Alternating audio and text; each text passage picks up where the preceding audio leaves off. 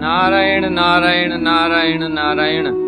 अथ चतुर्दशोऽध्यायः 14वां अध्याय। भक्ति योग की महिमा तथा ध्यान विधि का वर्णन। उद्धव जी ने पूछा, श्री कृष्ण ब्रह्मवादी महात्मा आत्मकल्याण के अनेकों साधन बतलाते हैं, उनमें अपनी अपनी दृष्टि के अनुसार सभी श्रेष्ठ हैं अथवा किसी एक की प्रधानता है? मेरे स्वामी, आपने तो अभी अभी भक्ति योग को ही निरपेक्ष एवं स्वतंत्र साधन बतलाया है, क्योंकि इसी से सब ओर से आसक्ति छोड़कर मन आप में ही तन्मय हो जाता है।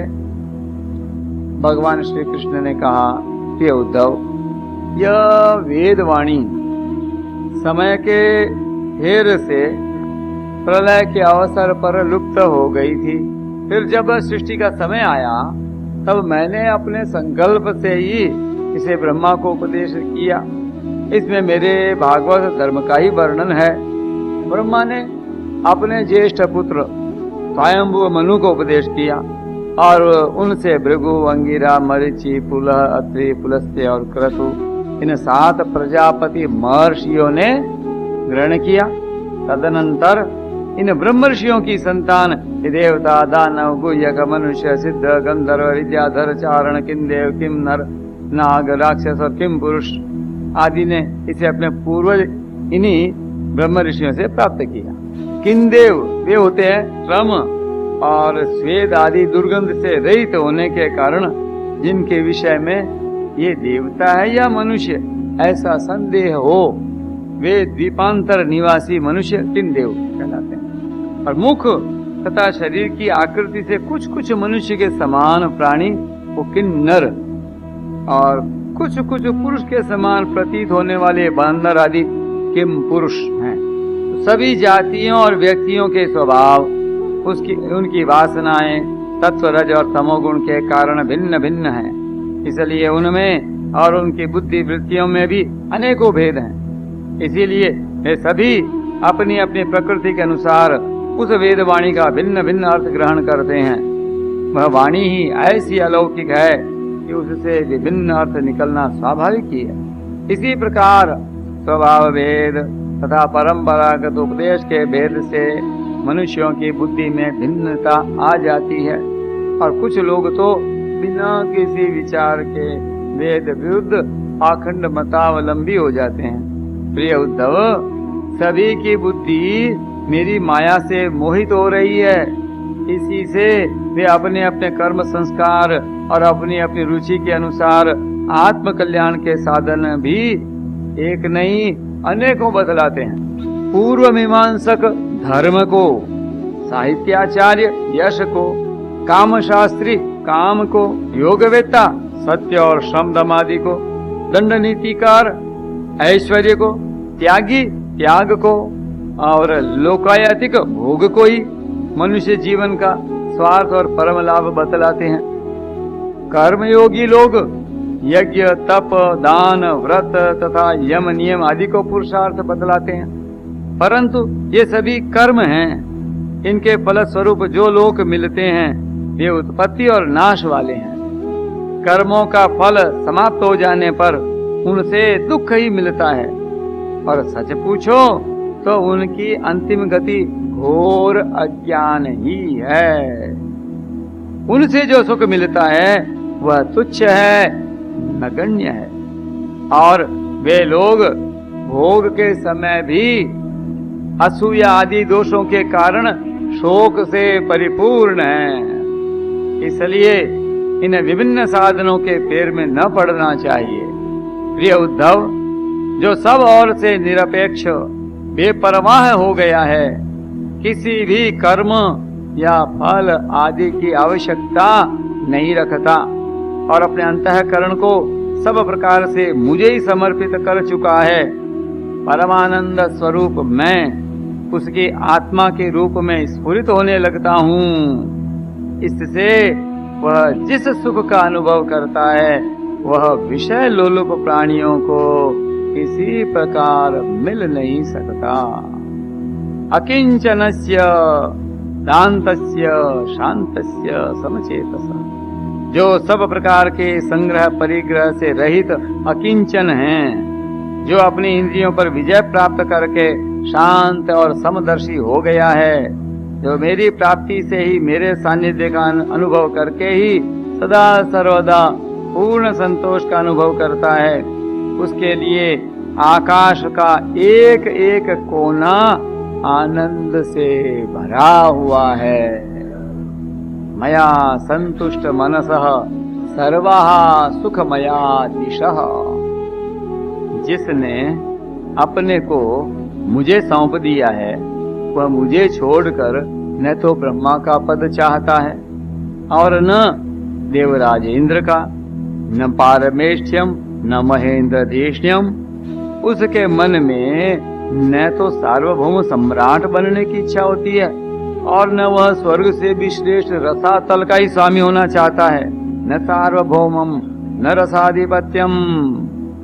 वह योग की बड़ी बड़ी सिद्धियों और मोक्ष तक की अभिलाषा नहीं करता। न योग सिद्धिर पुनर्भवम वा मय्यार्पितात्मेच्छति मद विनान्य।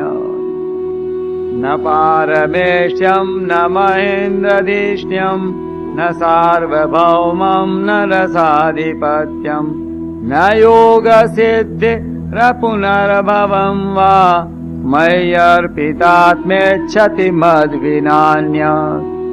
उद्धव, मुझे तुम्हारे जैसे प्रेमी भक्त जितने प्रियतम हैं, उतने प्रिय मेरे पुत्र ये ब्रह्मा, आत्मा शंकर, सगे भाई बलराम जी, स्वयं अर्धांगिनी लक्ष्मी जी और मेरा अपना आत्मा भी नहीं है, जिसे किसी की अपेक्षा नहीं, जो जगत के चिंतन से सर्वथा उपरत होकर मेरे ही मनन चिंतन में तल्लीन रहता है और राग द्वेष न रखकर सबके प्रति समान दृष्टि रखता है। उस महात्मा के पीछे पीछे मैं निरंतर यह सोचकर घूमा करता हूँ कि उसके चरणों की धूल उड़कर मेरे ऊपर पड़ जाए और मैं पवित्र हो जाऊं। निरपेक्षम मुनिम शांतम निर्वैरम समदर्शनम अनुव्रजाम्यहम नित्यम पूये ये त्यंग्रेणुभिः। भक्त और भगवान की जय। जो सब प्रकार के संग्रह परिग्रह से रहित हैं, यहाँ तक कि शरीर आदि में भी अहंता ममता नहीं रखते, निष्किंचना, जिनका चित्त मेरे ही प्रेम के रंग में रंग गया है, मय्यानुरक्त चेतसः, जो संसार की वासनाओं से शांत उपरत हो चुके हैं और जो अपनी महत्ता उदारता के कारण स्वभाव से ही समस्त प्राणियों के प्रति दया और प्रेम का भाव रखते हैं। अखिल जीव वत्सलाः, किसी प्रकार की कामना जिनकी बुद्धि का स्पर्श नहीं कर पाती, उन्हें मेरे जिस परमानंद स्वरूप का अनुभव होता है उसे और कोई नहीं जान सकता, क्योंकि वह परमानंद तो केवल निरपेक्षता से ही प्राप्त होता है। उद्धव जी, मेरा जो भक्त अभी जितेंद्रिय नहीं हो सका है और संसार के विषय बार बार उसे बाधा पहुंचाते रहते हैं, अपनी ओर खींच लिया करते हैं, वह भक्त भी क्षण क्षण में बढ़ने वाली मेरी प्रगल्भ भक्ति के प्रभाव से प्रायः विषयों से पराजित नहीं होता। प्रायः प्रगल्भया भक्त्या विषय न विभूयते।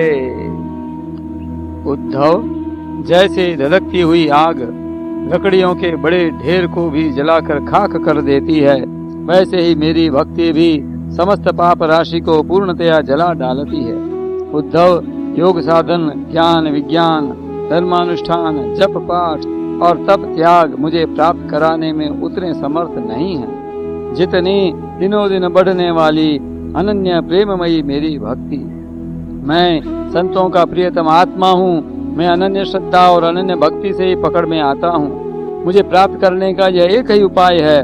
मेरी अनन्य भक्ति उन लोगों को भी पवित्र जाति दोष से मुक्त कर देती है जो जन्म से ही चांडाल हैं। इसके विपरीत जो मेरी भक्ति से वंचित हैं, उनके चित्त को सत्य और दया से युक्त, धर्म और तपस्या से युक्त विद्या भी भली भांति पवित्र करने में असमर्थ है। जब तक सारा शरीर पुलकित नहीं हो जाता, चित्त पिघल कर गदगद नहीं हो जाता, आनंद के आंसू आंखों से छलकने नहीं लगते तथा अंतरंग और बहिरंग भक्ति की बाढ़ में चित्त डूबने उतराने नहीं लगता, तब तक इसके शुद्ध होने की कोई संभावना नहीं है।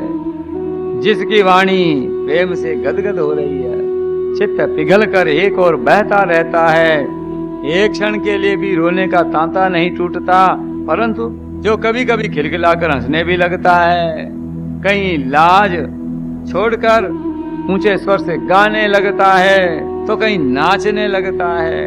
भैया उद्धव, मेरा वह भक्त न केवल अपने को बल्कि सारे संसार को पवित्र कर देता है। वाग गदगदा द्रवते यस्य चित्तम रुदत्य भीक्ष्णम हसते क्वचिच्च विलज्ज उद्गायति नृत्यते च मदभक्ति युक्तो भुवनम पुनाति। जैसे आग में तपाने पर सोना मैल छोड़ देता है, निकल जाता है और अपने असली शुद्ध स्वरूप में स्थित हो जाता है, ऐसे ही मेरे भक्ति योग के द्वारा ये आत्मा कर्म वासनाओं से मुक्त होकर मुझको ही प्राप्त हो जाता है, क्योंकि मैं ही उसका वास्तविक स्वरूप हूँ। उद्धव जी, मेरी परम पावन लीला कथा के श्रवण कीर्तन से ज्यों ज्यों चित्त का मैल धुलता जाता है, त्यों त्यों उसे सूक्ष्म वस्तु के वास्तविक तत्व के दर्शन होने लगते हैं। जैसे अंजन के द्वारा नेत्रों का दोष मिटने पर उनमें सूक्ष्म वस्तुओं को देखने की शक्ति आने लगती है। जो पुरुष निरंतर विषय चिंतन किया करता है, उसका चित्त विषयों में फंस जाता है, और जो मेरा स्मरण करता है, उसका चित्त मुझ में तल्लीन हो जाता है। विषयान् ध्यायतश्चित्तम् विषयेषु विसज्जते मामनुस्मरतश्चित्तम् मय्येव प्रविलीयते। इसलिए तुम दूसरे साधनों और फलों का चिंतन छोड़ दो। अरे भाई, मेरे अतिरिक्त और कुछ है ही नहीं। जो कुछ जान पड़ता है ठीक वैसा ही है जैसे स्वप्न अथवा मनोरथ का राज्य।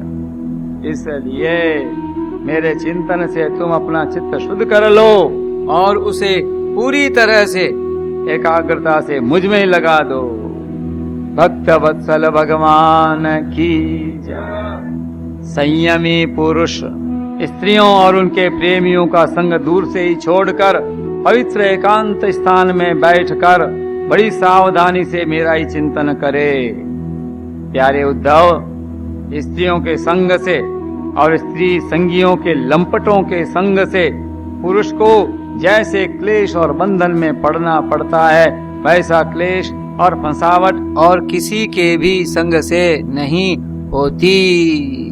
उद्धव जी ने पूछा, कमल नयन श्याम सुंदर, आप कृपा करके यह बतलाइए कि मुमुक्षु पुरुष आपका किस रूप से, किस प्रकार और किस भाव से ध्यान करे। भगवान श्री कृष्ण ने कहा, प्रिय उद्धव, जो न तो बहुत ऊंचा हो और न बहुत ही नीचाई, ऐसे आसन पर शरीर को सीधा रखकर आराम से बैठ जाए, हाथों को अपनी गोद में रख ले और दृष्टि अपनी नासिका के अग्रभाग पर जमावे। उसके बाद पूरक, कुंभक और रेचक तथा रेचक, कुंभक और पूरक, इन प्राणायामों के द्वारा नाड़ियों का शोधन करें। प्राणायाम का अभ्यास धीरे धीरे बढ़ाना चाहिए और उसके साथ साथ इंद्रियों को जीतने का भी अभ्यास करना चाहिए। हृदय में कमल नालगत पतले सूत के समान ओंकार का चिंतन करें। प्राण के द्वारा उसे ऊपर ले जाए और उसमें घंटा नाद के समान स्वर स्थिर करे। उस स्वर का तांता टूटने न पावे। टान टान टान ओम ओम।